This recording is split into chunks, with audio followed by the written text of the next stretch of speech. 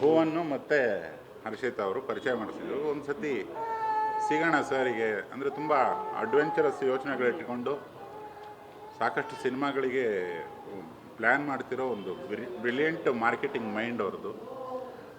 ನಾನು ಬಂದೆ, ಕೂತ್ಕೊಂಡೆ, ಇವರು ಮಧ್ಯೆ ಮಾತಾಡ್ತಿದ್ರು, ಫೋನ್ ಹಿಡ್ಕೊಳ್ತಾಯಿದ್ರು. ಆಮೇಲೆ ಒಬ್ಬರು ಕಾರ್ಪೆಂಟ್ರ್ ಬಂದಿದ್ರು, ಒಂದು ಕಾರ್ಪೆಂಟ್ರ್ ಟೀಮು. ಅವರಿಗೆ ಡೆಡ್ಲೈನ್ ಆಗ್ತಾಯಿದ್ರು, ಇನ್ನು 1 ಅವರಲ್ಲಿ ಆಗಬೇಕಿದು, ಇನ್ನು 2 ಅವರಲ್ಲಿ ಆಗಬೇಕು, ಇನ್ನು 3 ಅವರಲ್ಲಿ ಆಗಬೇಕು ಅಂತ. ನಾನು ಕೇಳಿದೆ, ಸರಿ ಅಕಸ್ಮಾತ್ ಸಿನಿಮಾ ಮಾಡೋದಾದರೆ ಇವತ್ತು ಪೂಜೆ ಮಾಡಿ ನಾಳೆನೇ ಸಿನಿಮಾ ತೋರಿಸೋಂತೀರಾ ಹೆಂಗೆ? ಸೊ ಜಯಪ್ರಕಾಶ್ ಸರು ನಾನು ಧನ್ಯವಾದ ಹೇಳಬೇಕು.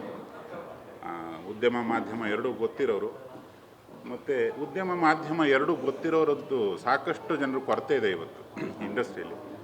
ಅದರದ್ದೊಂದು ದೊಡ್ಡ ಗ್ಯಾಪನ್ನು ವಿಜಯ್ ಸರ್ ಫಿಲ್ ಮಾಡ್ತಾನೆ ಅಂತ ನಾನು ನಿನ್ನೆ ಅನಿಸ್ಬಿಡ್ತು.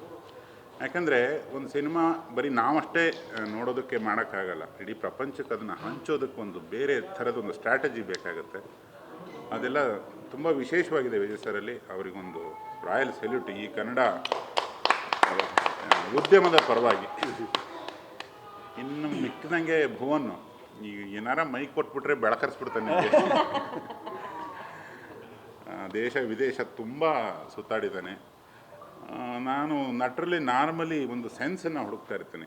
ಒಂದು 5 ನಿಮಿಷ ತಡ್ಕೊಬೋದಾ, ಇವನ್ನ 10 ನಿಮಿಷ ತಡ್ಕೊಬೋದಾ, ಎಷ್ಟೊತ್ತು ಮಾತಾಡ್ತಾರೆ, ಏನು ಕತೆ ಅಂತೆಲ್ಲ ಸುಮ್ಮನೆ ಕೇಳಿಸ್ಕೊಳ್ಳೋದು ನನ್ನ ಅಭ್ಯಾಸ. ಇವನು ಶುರು ಮಾಡ್ದ ಅಂದರೆ ಮುಗಿಸೋದೇ ಇಲ್ಲ, ಬಟ್ ಎಲ್ಲ ಪ್ರತಿ ವಿಷಯದಲ್ಲೂ ಏನೋ ಒಂದು ಇಟ್ಟಿರ್ತಾನೆ.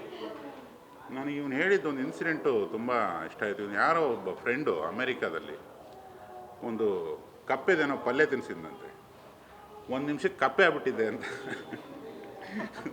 ಇಂಥವು ಏನೇನು ಮಾಡಿದೆಯಾ ಹೇಳು ಅಂತ ಹೇಳಿದೆ. ನೆನ್ನೆವರೆಗೆ ಹೇಳಿದೆ, ನಾನು ಅದನ್ನೆಲ್ಲ ನೆಕ್ಸ್ಟ್ ಹೇಳ್ತೀನಿ.